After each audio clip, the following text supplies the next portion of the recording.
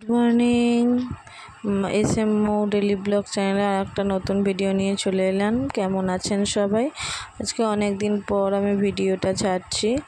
তো এটা হচ্ছে আমাদের পাশের বাড়িতে পেয়ারা গাছগুলো অনেক কেটে দিয়েছে, অনেক পেয়ারা ধরেছে। তো আজকে কিন্তু আমার বাড়িতে আসবে, আত্মীয় স্বজন আসবে, আমি নিমন্ত্রণ করেছি। তো সকাল সকাল আমি বাজার থেকে নিয়ে চলে এসেছি পুঁই শাক, টমেটো, পেঁয়াজ, আলু, কুমড়ো, আর এদিকে আদা রসুন যা যা লাগে, বেগুন, গন্ধরাজ লেবু এনেছি একটা। আজকে রেসিপিটা চলুন দেখাবোই, কি রান্না করছি আপনাদের সবাইকেই দেখাবো। আর দুদিন পর ভিডিওটা দিচ্ছি। আমার শরীরটা মানে খুবই খারাপ, আর সবথেকে বড় কথা মেয়ের যেহেতু পরীক্ষা চলছে, ওর জন্য আমি আর কিছু করতে পারিনি, ভিডিও দিতে পারিনি। তো এখানে দেখুন এই মাছগুলো আড়ত থেকে আমার ভাই সকালবেলা নিয়ে চলে এসে, পাকা রুই একদম। আর এখানে পুঁই শাকটা আমি কেটে নিয়েছি, চচ্চড়ি করছি। আর ওইদিকে আলু কেটে রেখেছি, আর এইদিকে আম দিয়ে টকের ডাল করছি।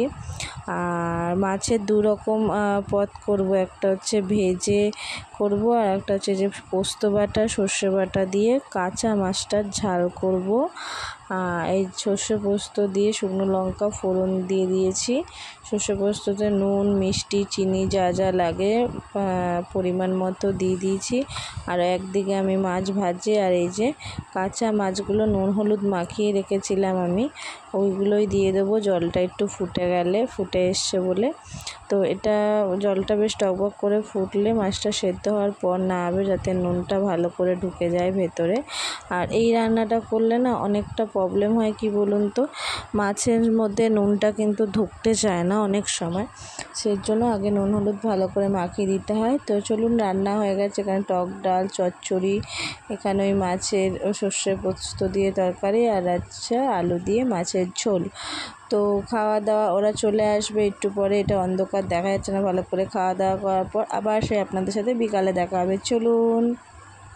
এই যে আমার মেয়ে চলে এসছে বিকালবেলা, ওকে কান ধরে নাচছে, ও মানে নাচের ওটার স্টাইল, ও এরমভাবেই নাচবে। গান চালিয়ে দিয়েছি। তো ওর বাবার খুব শরীরটা খারাপ লাগছে, কাজবাজ থেকে এসে বেচারা অনেক কাজ করেছে, আমার হাতে হাতে 2 হাঁড়ি ভাত করেছে, আমি পারিনি বলে। তো বিকালবেলা চলুন, তো চলে এসেছি আমরা। একটুখানি মেয়েটাকে আর ওর বাবাকে তরমুজ কেটে দেবো, ওর বাবা ঘুমিয়ে আছে, এখনও ওঠেনি। তো কেটে আগে মেয়েটাকে দিই, চলুন তারপরে ওর বাবাকে দেব। তো খোসাগুলো আমি ভালো করে ছাড়িয়ে নিয়েছি। আমার মেয়ের বাবু খোসা না ছাড়িয়ে দিলেও পুরোটাই খেয়ে নেয়। তো তরমুজগুলো বেশ ভালো লাল ছিল। এটা নিয়ে এসেছিলো হচ্ছে আমার মা নিয়ে এসেছিলো।